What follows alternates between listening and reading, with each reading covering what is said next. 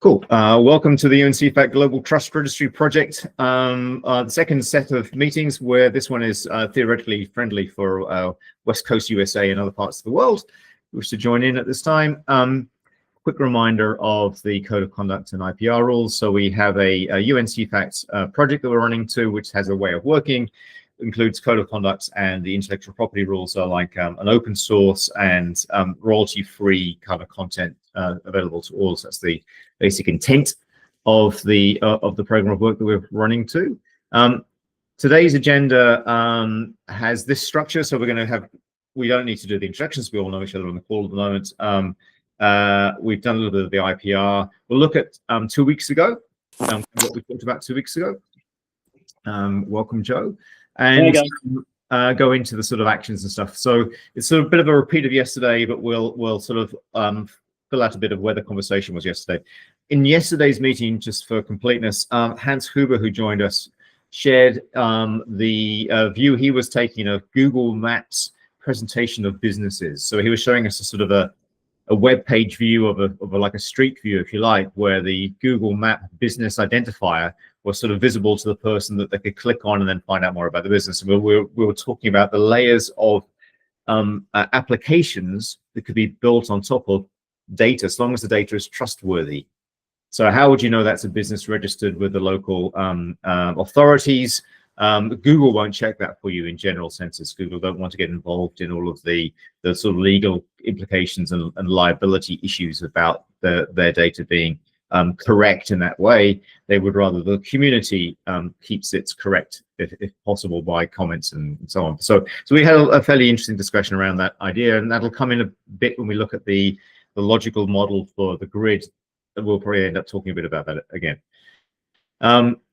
2 weeks ago, the two meetings that we had, again, we're running to a similar agenda. And what's interesting about the two meetings, for me at least, is that because the participants vary, the conversation varies, even if the content is remarkably similar. So we last time went through, with Joe's help, a bit of thinking about the kind of governance and operations and the sort of roadmap that we might think about for this thing called GRID, the Global Registrar Information Directory. And we kind of walked through that both on the evening session and the next day's session, which is at my time this morning. And there were slightly different conversations in both of those groups of people. We talked about sort of other implications about the operation, including I think the financial implications and future scope and so on came into play in the second set of discussions. All of our meeting transcripts, recordings, and so on are available on the Meet drive, the Google Meet drive that we've got available. The actions that we have in progress right now, I'm still working with Alina on there's a sort of a lot of content that she's been generating that have very legal kind of clauses and elements to things like eligibility requirements, the legal significance of the digital identity anchor, and things like governance frameworks and so on. And what I want to do is sort of work out how best to consolidate these into the documents that we will finally present as the recommendations to the CEFACT plenary in July. And what we're heading towards is the idea that several elements might be annexes or appendices, or supporting elements to the body of the document, which is making the core recommendation. So that's what I'm working on with Alina. She's actually done quite a bit of work over the last couple of weeks on the digital identity anchor legal requirements. Those aren't yet available to you on a Google Doc because they're sent to me as a Microsoft Word attachment, but we're working on that. I'm going to share a bit today about the framework for pilots, just for the record again. We're trying to make sure that those who want to do a pilot, that's CAT as far as we know so far, Canada, India, potentially the Netherlands, certainly Spain, and we're very keen to see if we can get Australia to do something as well, and what the sort of framework for those pilots looks like. Sankashan is working on these sort of points here about technology architecture specifics, and we'll let OPN join, whoever OPN are. Could somebody find out in the chat who OPN are? What we're doing with that is that I think Sankashan told me yesterday that the ball is slightly in my court and Alina's. And I think, did you say Joe's got a copy as well, Sankashan? Yes, and to clarify, it is, like I said, I'm not locked on input from the three of you. I just wanted to use all of you as a sounding board for some of the things. I am not exactly sure I'm thinking in the right direction. Okay, cool. Well, we owe you a response to that. It might be Alina and Joe that do that because I'm on leave next week.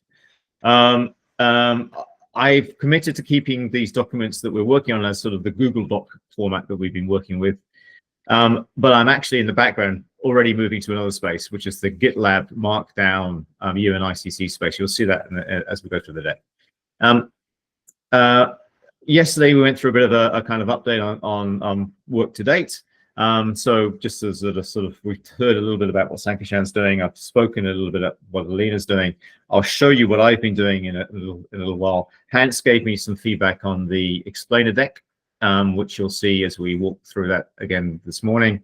And if anybody else has got stuff they want to add in, then please raise your hand on the chat or raise your voice. I'm very happy for people to sort of call out. So with that, I'll move on to the pilot part of the discussion that we went through yesterday. John, quick one. OPN. I don't know who they are. Is it someone's support bot or anything? Can you please make yourself known? Hi, yeah. So it's Mark Lazar here.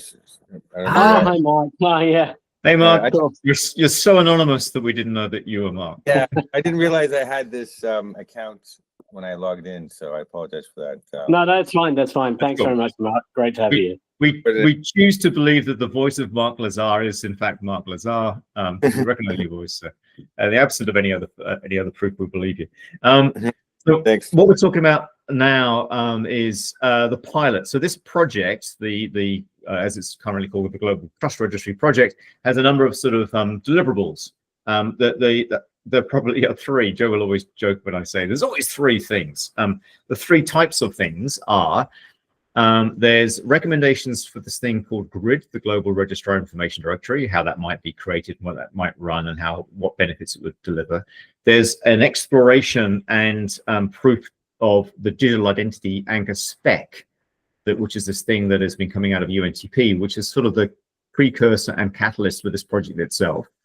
And in developing the thinking about that spec or testing it, we're likely to run pilots. Those are the three things. So the pilots are a way for registrars to test the thinking we're exploring here and see how it might work and give us better feedback because of they found things or they prove things work correctly. So the kind of two main objectives for these pilots are to explore and demonstrate. So explore the ideas and concepts we're playing with, find weaknesses, improve things that actually work with the demonstration, that sort of idea. So I'm deliberately leaving open the idea that a pilot might actually prove that something doesn't work the way we think it works, and that we therefore need to change our thinking. So it's not, these aren't sort of lay down mosaic kind of, it's bound to work the way we're saying, and they're bound to work. It's not that kind of proof type thing. It's a pilot that might show things could be better, made even better than we currently think.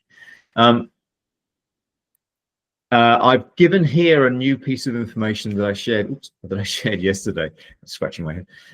There are, I think, two types of kind of pilots that we might think of in terms of substantively slightly different. One is looking at the GRID with this Global Registrar Information Directory. How would an authoritative registrar, so how would, to give names to these things, how would the Spanish registrar, registradores, express their interest in being in the GRID? How would the GRID receive and check and do whatever kind of eligibility tests they need to do for registradores, and then what type of information would registradores provide, and they would need to be able to sort of self-manage that. And that's the sort of process that I've got shown here in this sort of column. So the core participants in that case are pretty simple. It's the registrar and the GRID. And they go through a kind of an interaction pattern where there's an application to register and there's a process of determining whether they can be eligible, and then the process of getting the data in. A digital identity anchor pilot has a somewhat different set of actors. So there's an authoritative registrar.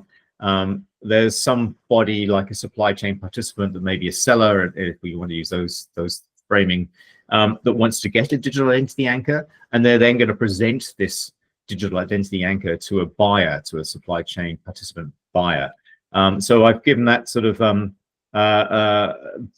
these I've just noticed there's an error in my deck. That's why I'm starting to stumble.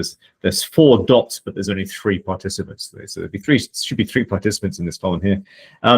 And then we go into this process of stepping through that kind of interaction pattern that I just verbally described with those 3 actors. But of course, you could combine them in the final column on the right. You could actually have a hybrid kind of model where you're looking at both registration of authority to registrars, you're looking at digital identity anchor issuance, and if we can get our act together, we might even get those registrars expressing interest. So that's the Canadian or British Columbia particular registrar for critical minerals, the Indian delegation looking at trade in broad terms, the Netherlands and the Chamber of Commerce and registration of businesses, and the Spanish with land registry. Maybe we can come up with a kind of a use case that combines all these elements, and that would be fabulous. That we could get 4 registrars and a whole bunch of things happening. So that's all to be done still. When we first talked about these pilots, we gave examples of the kind of the flow, if you like. This is a kind of classically recognizable UML type flow sequence diagram. So it's the sequence of things happening and who's participating in each element. All I was doing for this was to show people that for the people designing the pilot, they can use this sort of technique to create the diagrams and draw stuff. This is a Mermaid UML sort of text diagram that produces a graphical image like this one if you put it through the right tool. So you just edit the text and the diagram looks different. Pilots will define their own use cases. There'll be constraints about those use cases. There'll be kind of objectives that we want them to achieve and so on. But they fundamentally should be running their own use case. It's up to them to sort of look after themselves once they get going. They can include additional factors. So UNTP as a spec has other credentials than the digital identity anchor. It has things like conformity credentials, facility records, and other stuff. So it's encouraged actually that they would include other elements of the kind of UNTP supply chain thinking into their pilot, but we don't want to overburden pilots unnecessarily. So it's up to them to decide how much they can chew. Every pilot should actually have a consideration about what benefits they would expect this sort of use case to evidence or to show. So what is it that if we can show that this actually works, why would that be of use to people? What would that be of use from a sort of socioeconomic point of view? Does it reduce fraud? Does it improve efficiency? What does it do that's good? Therefore, that's a sort of an argument that goes into our recommendation to the UNCFACT plenary. And they'll have some sort of constraints and recommendations. So these are kind of a list that I came up with, I think, with Joe and others about the kind of core elements of any pilot. I've given a couple as we've gone through. One is sort of the self-sustaining. One, just to draw attention, is that these pilots will be part of this project, so they follow the IPR rules of the UNCFACT. So, and whilst there are commercial opportunities to develop products that might have some sort of protections around them, this particular piece of work would actually be within the UNCFACT way of working, which means royalty-free access to all. So that's pilots. That's mostly groundwork that Joe said I should sort of make available to people. Sankasham, please. Small question. Could you go back to slide 9, please? Geez, 9? Yeah, okay. Yes. I was holding on to my question until you get to the section. Okay. So the list of requirements from the pilot that you had listed out on the last slide also had a line that said pilot should use non-operational or dummy data, which basically means that these are kind of well-crafted sandboxes, right? At this point in time. And there's one way to look at the slide that we have on screen from left to right is differing levels of maturity in terms of how they're using data and all of that. Yes. Yes, I think that's very true. Yes. Do you think it would become necessary for us to actually provide far more hands-on guidance to the pilots to shape up their how they shape the pilot and what success metric they want to track, rather than just letting it be saying that as long as you are able to demonstrate that our concept works, it's fine. I agree with you, Sankashan, and I think what I'm doing, I suppose, is we're going to have a sort of a pull-push kind of tension thing here. We want to encourage pilots. We want to give them the confidence that they can run their own show, but also the confidence that we're here to support them if they need it to the degree we can. So yes, if they need more discussion and more thinking and they want to share that with the group and we kind of work out the best way to approach the problem they want to solve, that would be fabulous to have that in the public domain. It doesn't need to be kept privately within the pilot. We can bring that out into this group, for example, of discussion and on our kind of project collateral space. So yes, you're right. It gets more complicated as you go to the right on the screen, and there might need to be more thinking and sharing and deliberation for the pilots to know how to navigate that further to the right complexity. But that would be fabulous, because that's actually kind of part of the reason for having the pilots, is to sort of have that discussion and that realization that we need more here or less there. Yes, and I was wondering whether we would inadvertently pressure test the completeness or reasonable completeness of DIA and other identifiers as well while we are doing this. My only problem with that sentence, Sankashan, is the word inadvertently. I think we deliberately pressure test the DIA spec. I think it's actually a conscious expectation that we will do so. Now, the DIA spec has had some testing already. The work that's been going on in the extensions space for UNTP has had some implementations that have looked at things like the DIA spec. So there are some, there's some sort of, in a good way, scar tissues that have been gained by playing with the spec. But I think that's where we need to get to. And one, for the audience, one example is that we've been honing the language around the DID method that's used as part of the sort of digital identity anchor discussion. I've been arguing for, and they've sort of moved to a sort of technology agnostic. We're going to use a DID method, but we'll separate out where we describe what DID methods we currently propose are used. But in the text of the spec, it just talks about DID method, right? So the specs are sort of abstracted away from, in the guts of all of the document and everything else, mentioning one specific method, just saying it's a DID method, and then they're going to another part of the spec to say, here is the methods we recognize. Now they're recognizing historically always DID web, and they're moving towards thinking about DID web VH. And as people like Alex Tweedale have mentioned, there's a consequence when you start changing and adding other DID methods in terms of interpretation and resolution, and sort of mapping from a DID URI to a URL. So that's ongoing discussions. But yes, pressure testing, but not inadvertently. The DIA spec is definitely part of the game. All right. Yeah, that's about it. Cool. Thank you very much. Project names. Those of you who've been on these calls for a while know that from the very start we were blessed with the name the Global Trust Registry, which is an awesome name. And gosh, wouldn't that be a fabulous thing to have, the global registry of all things trust? But of course, that's not quite what we're actually doing. And the word trust, as many people on this call know, is many layered and quite complicated. So what we've had as an ongoing background discussion is, should we call the project something else? Now, my feeling, as you can see in this email I'm sharing with you now, is that actually, I think we've got kind of used to the idea now of the project has a certain name, but what we're recommending has a different name. So we're recommending grid. We're recommending changes or a confirmation about the digital identity spec, but we don't call the project grid and DIA spec, right? We call the project something, and the project is doing things that recommend these other named things. So that's fine to have a project name that's different to the system that you're recommending.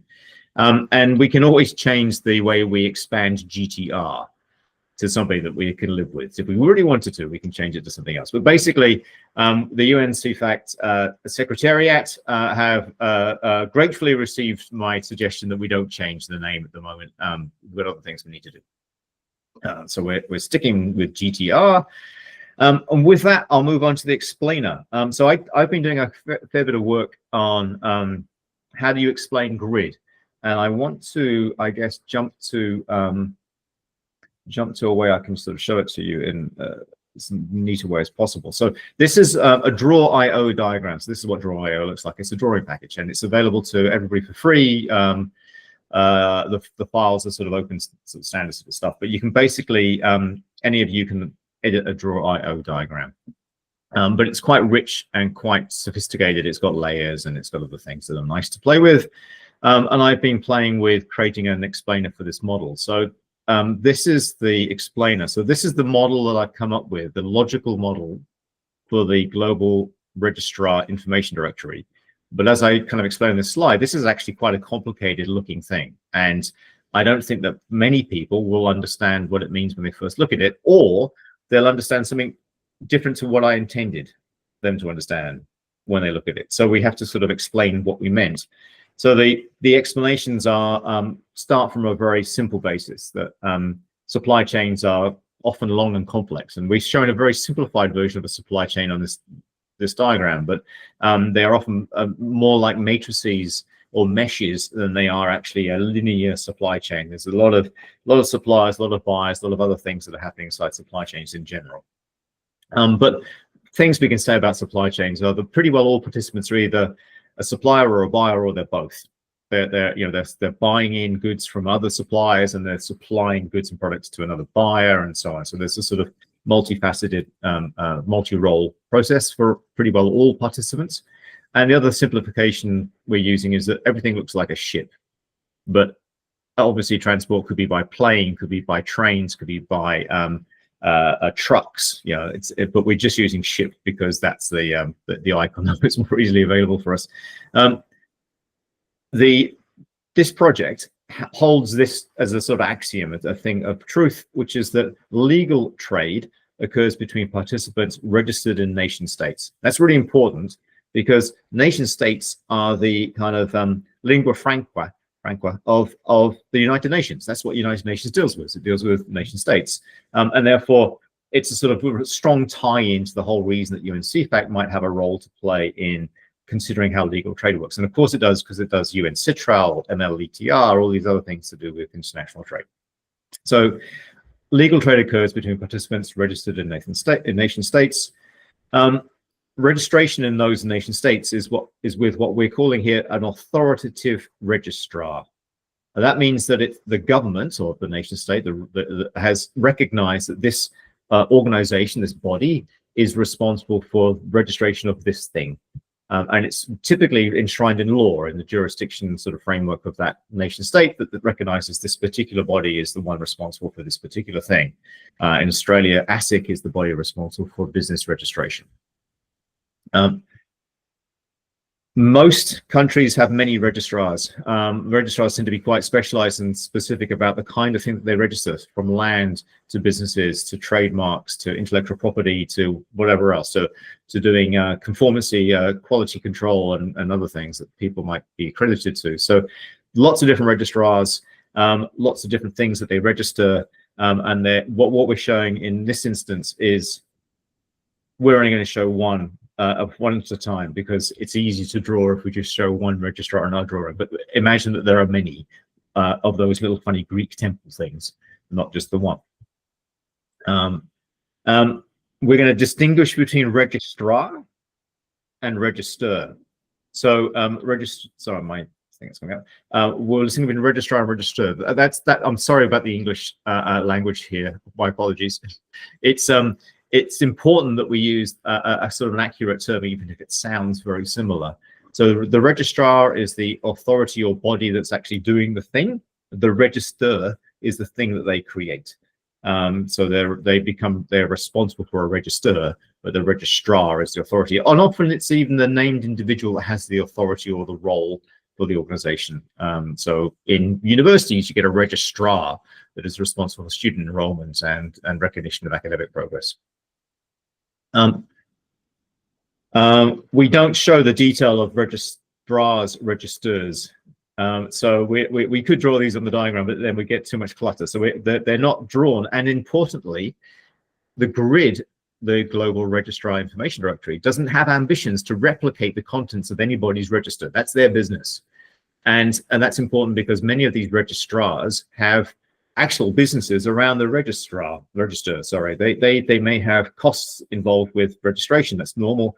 They may also have costs involved with access to registrar data. So they might actually have a fee that's paid and so on. So that's none of our business as a grid. It's up to them to decide if they want to have those sort of processes in place, and we can't affect a nation state's decision. We're using the same pattern for any nation state, and that's obviously absurd because countries are bigger. Some countries are bigger than others. Some are more complex, some are simpler. But we just use the same pattern because it's easier to replicate the pattern for each nation state. Every exchange in that simple supply chain model that we're drawing involves a whole bunch of things happening. And the things that we're drawing up here are that the exchanges involve some form of product or good being exchanged. There's going to be a bunch of documentation associated with the exchange, and there's going to be some sort of value exchange. Joe coached me to think about value rather than financial exchange, because whilst there's often a payment, say, that's involved, it may actually be some form of bartering exchange or something else that's happening. It may not always be money that's exchanged. Almost all, 90+% of all of trade uses physical documents of one form or another. Physical being either the paper form or a PDF of the physical paper form. So PDF isn't that much better than paper, but you can at least send it by email. But it's not necessarily any more verifiable as it is. The documentation includes something that's important for us, which is the who and the what. So the who is typically the participant. Who do you claim to be as the supplier or as the buyer? And what is it that you claim to be shipping? What's the digital product passport, as Anne was talking about earlier before we started the recording, and perhaps other things like digital conformity credentials. So these are these core UNTP based credentials that are part of the other project for CEFACT.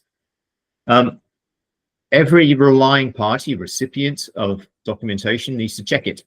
Check that it's correct, that it describes the right things, that it's from the right people.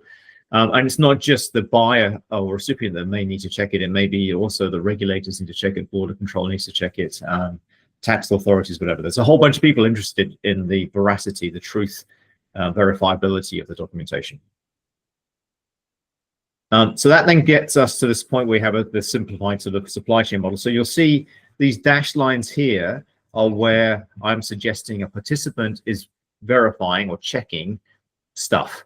So they receive a bunch of things via, so I use the words here, the screen truck mining company sends a bunch of ore to a processing plant.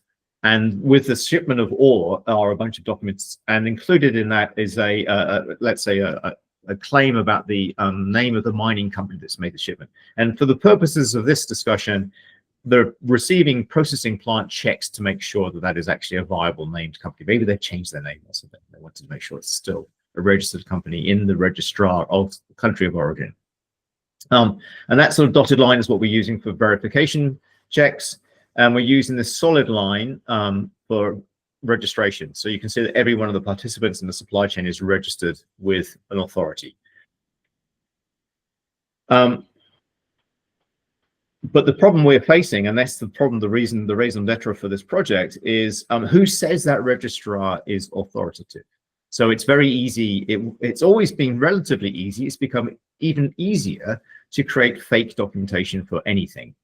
And with kind of Gen AI and sophisticated models, we can kind of produce a ridiculously deep chain of fake provenance for something that will be very difficult to tell from the real thing. In fact, I would argue that by eye and ear and sight, you wouldn't be able to tell a fake from the real thing. But what you might be able to do then is to go back to the source of truth. So who says that this registrar named on this document is actually the registrar for mining companies in Ecuador? And what is the registrar in Ecuador for mining companies? And how do I find out whether this company is actually registered by them, and so on? That's the very purpose of this project, is how do you get to that point? So that's why we need the GRID, the Global Registrar Information Directory. So it's the who is the registrar for what items in which countries. And in this version of the diagram, I'm just showing that this green, as I'm seeing on my screen, this green nation state has a little entry in our grid, and they are the managers of that entry. So they go through a process of registration. There's an approval process to go through. Once they're in, we're looking at them self-managing the data about their registry. That would take the burden away from the grid, but also it's the rightful role of a registrar to represent themselves correctly, not for us to sort of say what they do or don't do.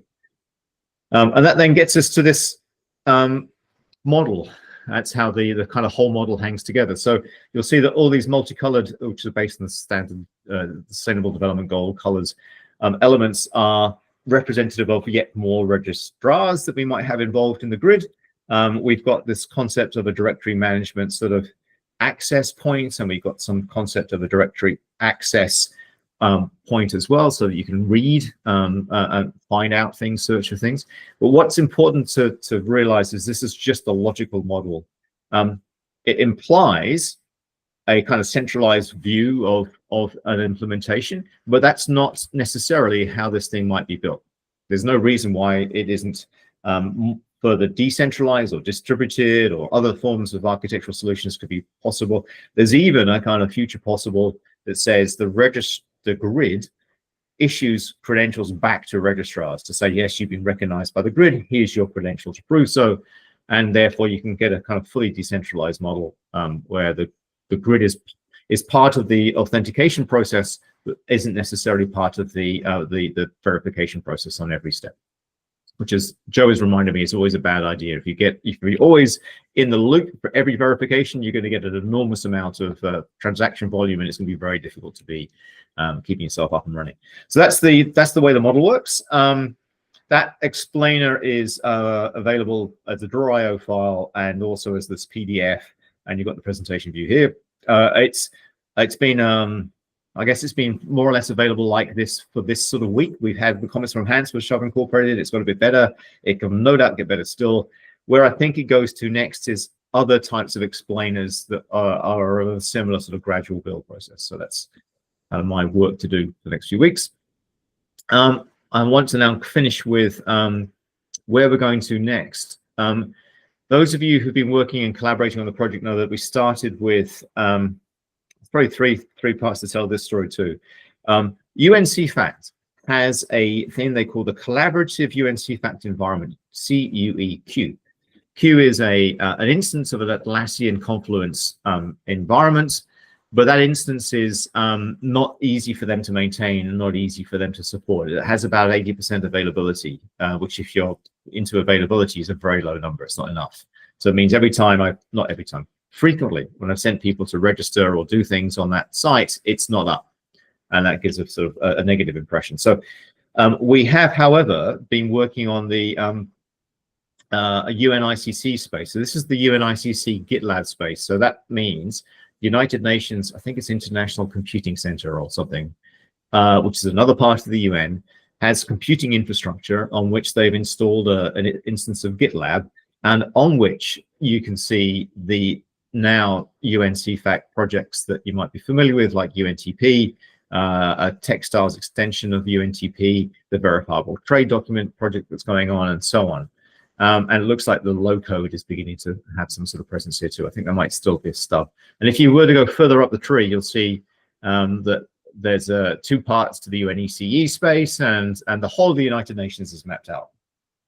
And I don't know how many of those branches have got content in them all the way through to the leaves, but going back to our space, you'll see if you're familiar with these sort of things, it's a standard sort of Docusaurus-based site, which means that the documents themselves are markdown documents.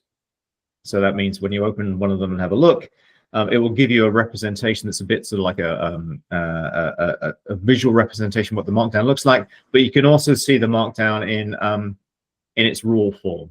Okay, that's what the markdown looks like. It's a very simple sort of text markup language that you kind of type things into and it changes. So that's where we're going to with all of our content. And if you look at it as a published website, it looks like this. So the two key advantages for me about moving to the UNICC space is, one, it's the UN hosted space. It's not a Google Drive that Suzu can make available or whatever else. It's actually properly supported by the UN. The other, it has very strong version control and other kinds of qualities. It does change the experience and capability you need to have to edit things.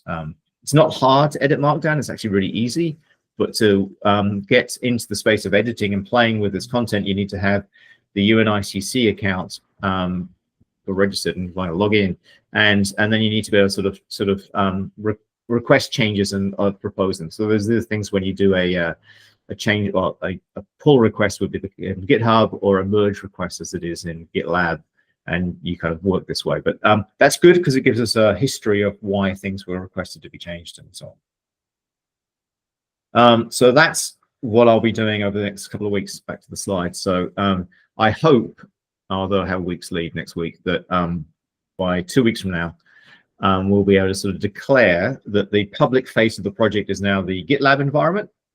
So that, if you remember, there's a sort of temporary site that we created out of Google sites a while ago. We'll kind of deprecate that, and we'll point to this site for the UNICC hosting. So at the bottom, you'll see on this page, I'll say, I encourage all GTR collaborators to explore GitLab. You may already know it, some of you on the call, but also request a UNICC login. So that, as a point of interest, that login is separate to both the CUE environment login, and it's separate to a GitLab environment login if you've got one of those, right? This is an instance on UNICC space of a GitLab environment, and therefore you'll need another login. That's enough. Any questions?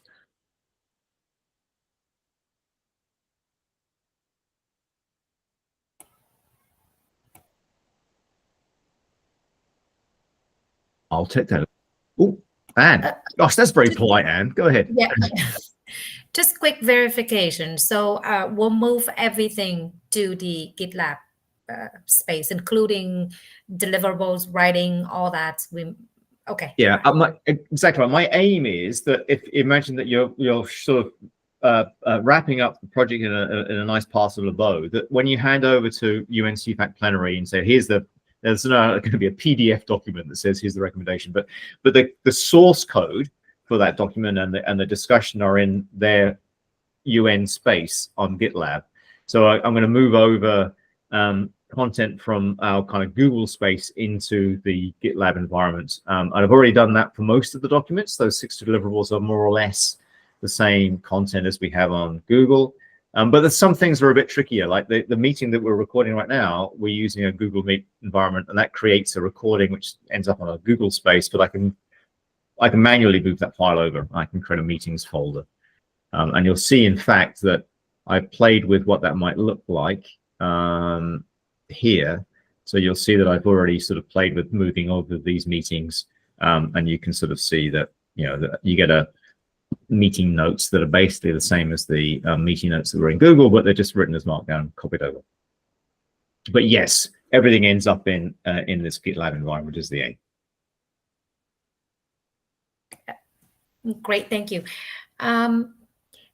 Another question: have you or anyone in the team present with any potential pilot the concept? What was the feedback? Have we sort of tested? We actually started with I guess preloaded with interest. So the Canadians, particularly the British Columbia, province of British Columbia, were expressing strong interest, and that predated even the start of this project in a pilot on this topic. They, as some of you may know, were very early originators in this whole idea about verifiable credential, organizational identifiers, and all sorts of stuff.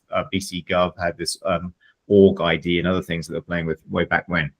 And they've been somewhat stymied by some industrial discussions or disputes that are going on in Canada right now, so that they've sort of not been available for a little bit. In the meantime, Spain have gone ahead and they've agreed in the board of registradores that they will do a pilot, and they're just getting the team together. And I've been talking with Alina in the background about that. So Spain are definitely in on a pilot.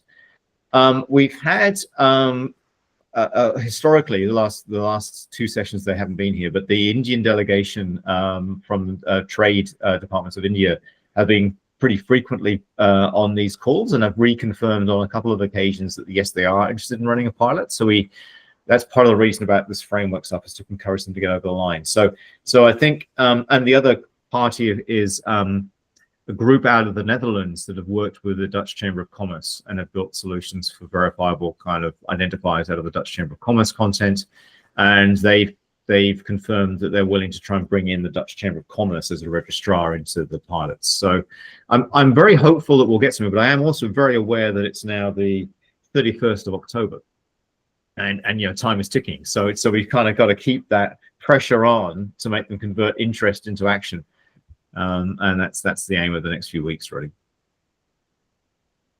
It's really good to hear that, you know, there are registrars that see the value in it and wanted to do it. But another question for GRID.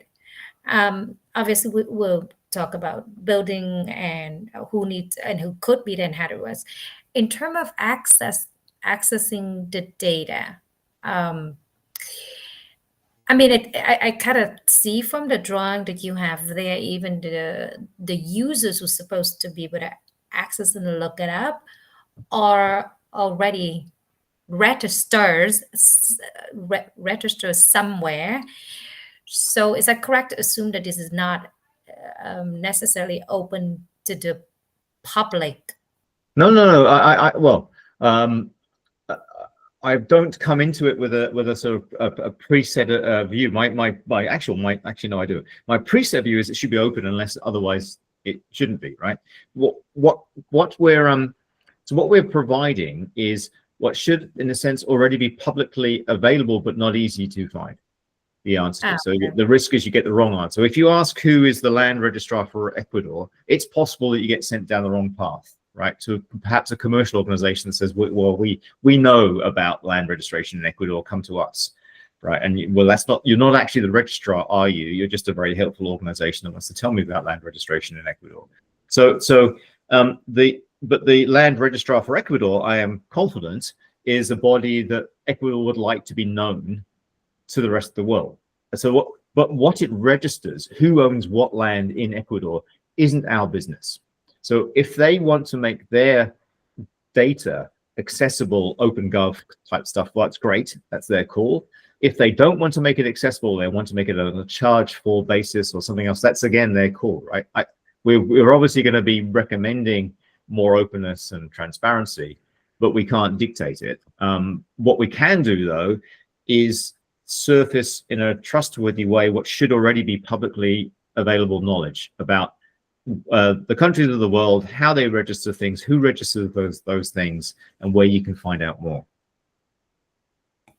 Okay, so that makes a lot of sense, and I like the fact that and I don't think we really wanted to get into the business of getting more data from them, because that would pose a whole host of the It's a nightmare. It'd be a nightmare. But what's great is that so we talked yesterday a bit about the reality is countries in the world vary gloriously and enormously, and therefore the level of maturity and the approaches they've taken to sort of digital implementations will vary significantly. And therefore this map, which is the way I'm thinking about this as a map, and it's a map that needs to be kept current and up to date, reflects this diversity.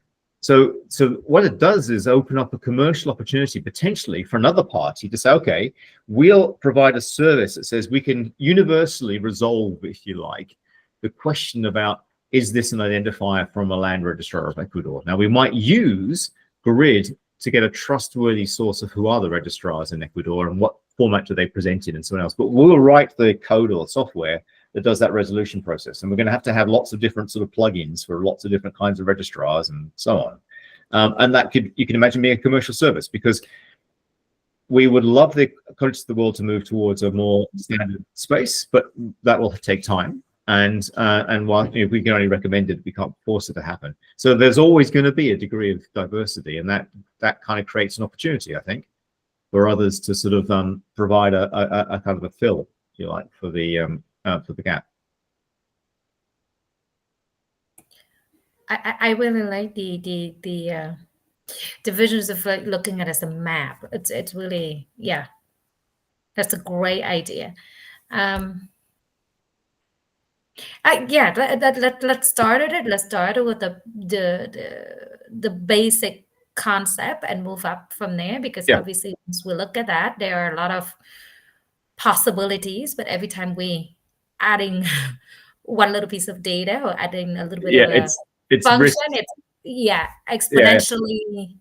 It's more complicated. So that's my kind of humble ambition. I think it's challenging enough, but if we can get that to the plenary in July 2026, we would hopefully have a very compelling argument of, you know, what is both simple, achievable, but very valuable to do, and hopefully that gets an approval, which then triggers the whole, okay, now we need to build it, design and build it for real. And we'll obviously have some designs in the recommendation about how it can be done, but it'll be up to the post plenary approval, I suppose, to confirm if those are the right ways to do it.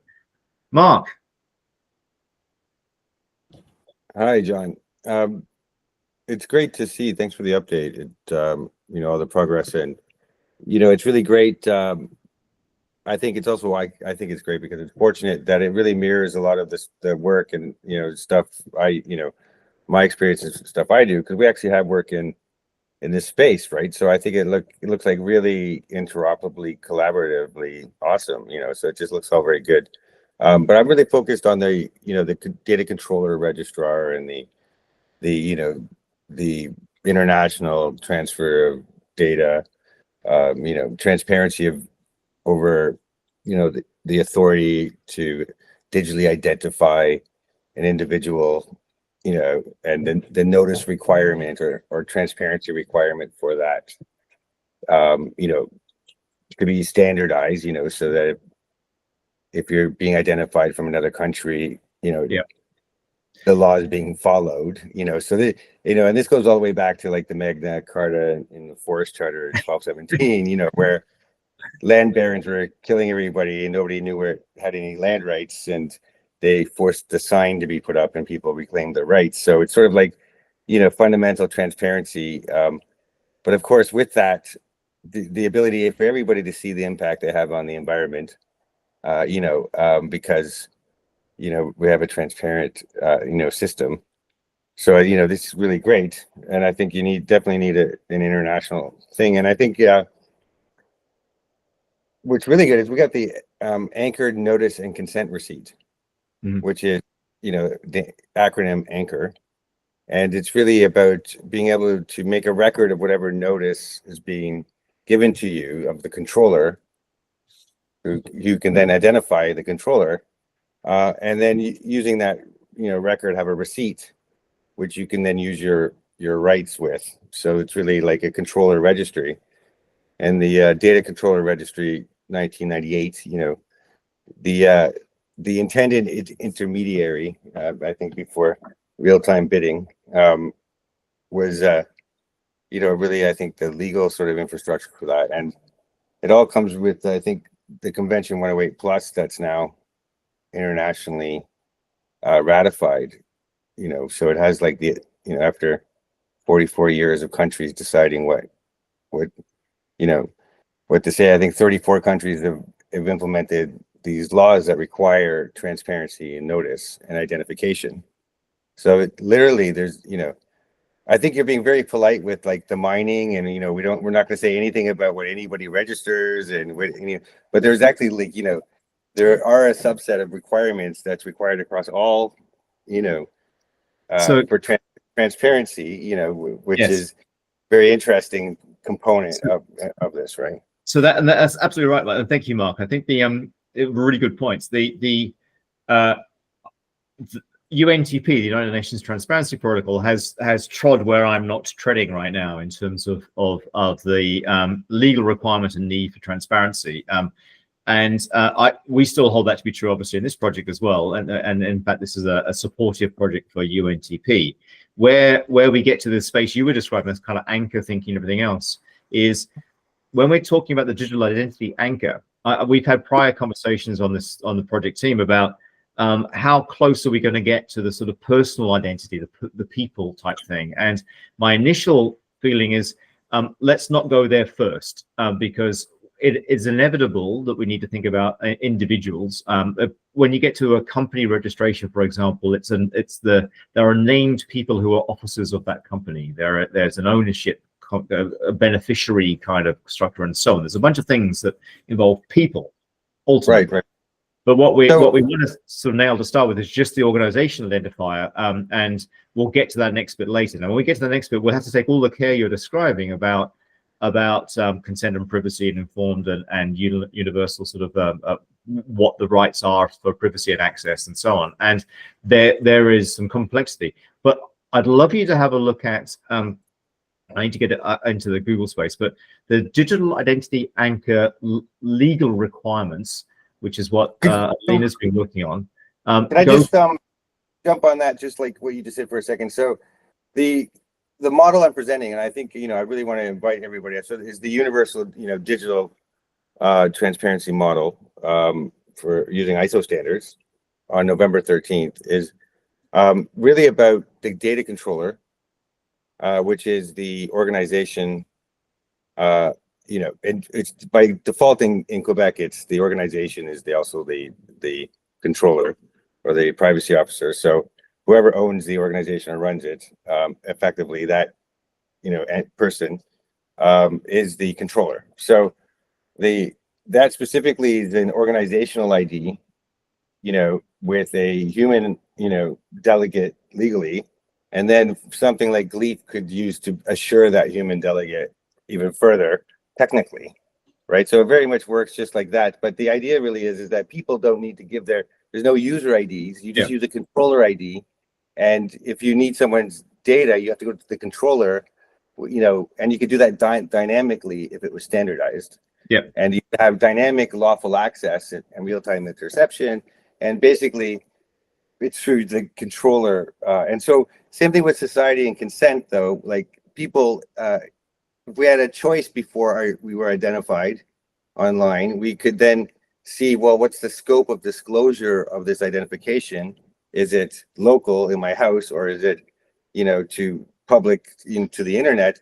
And depending on that, you could then, consent or control the data.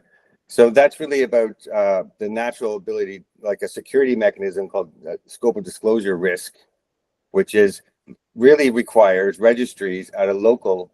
So in Canada, we also have Indigenous sovereignty laws that have come in, and a big Indigenous sort of approach now for a community-driven data source, if you will, that's governed and sovereign.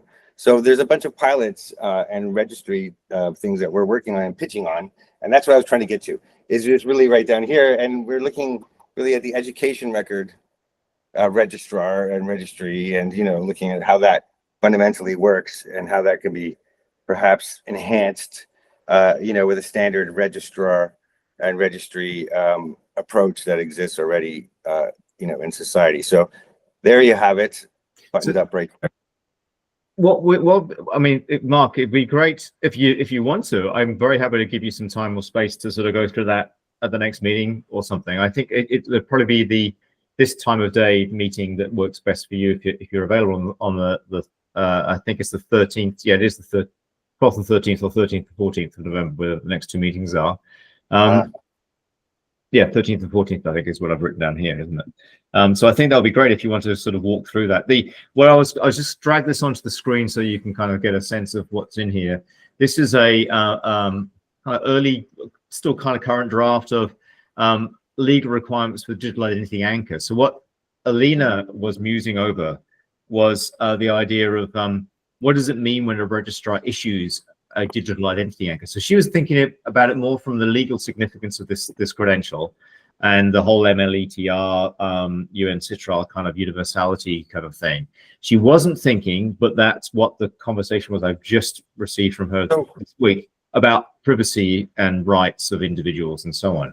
So she's got all these sort of stuff in. Really awesome conversations to be had. I would love to get involved in that, and it sounds like it's really the right time. And it just might be on the same day I'm presenting this. Basically, it's a digital transparency glass box governance model, and digital really means identification and attribute, governance for AI models. Yeah. So and we just proposed a national strategy, in Canada for this. So it's very much like speaking the same language, where you're talking here. And when we talk about anchor, we're saying the individual gets a notice receipt and returns the receipt back, which really a receipt, is a type of credential, I guess, the original credential, if you look at it that way. But you build it through the exchange and the experience and the notice and the awareness and the memory. So people has a memory of their own data, and therefore clean information they can use for AI applications and knowledge management and governance and all of this sort of stuff. So there's knowledge-based authentication that's capable, and you don't actually need to identify people. People should not be, there should not be any user IDs. You shouldn't be transferring any data across the internet. Like, that's not really necessary anymore. You can use the sources of data that are there with the project you're making with the grid. So I really love it because it solves this massive problem. So I just thought I'd say that too, Cool. If we could solve even more massive problems, that's even better, Mark, of course. So I'm going to have to draw the meeting to a close because I try and do these 10 minutes before the hour and we're 2 minutes after. But that's been awesome. I've just shared a link to the GIA legal draft that we're working on. In advance, there's some content that Alina sent me as a Word document attachment to an email thing that I need to sort of get into here, but where she's further thinking about the privacy issues to do with this stuff. One thing quickly for you, Mark, is that have a look at how the UNTP spec handles distribution of data. It doesn't actually send it to participants. It actually just makes it available through so they're not actually kind of shipping data. They're actually just making it accessible through a linked data model, which is really cool.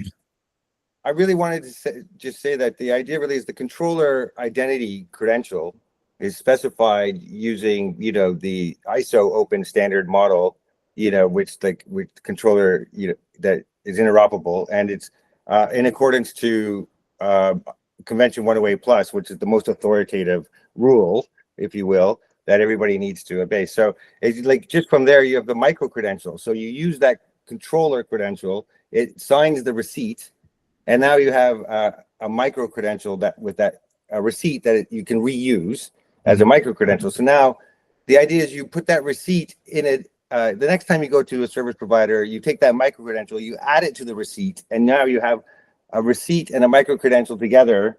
And that's called a consent token. So you're basically saying, look, so you can be anonymous online, and your, authoritative data sources can validate you, verify you, and you can have knowledge-based authentication, and you could have AI literacy and access to services according to awareness, and all of these things we have in physical life, you can actually have digitally with the approach that you're talking about. So that's kind of the area.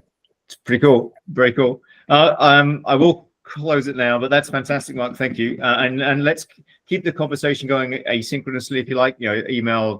There's a group email thread. There's the Slack channel. Comment on the documents.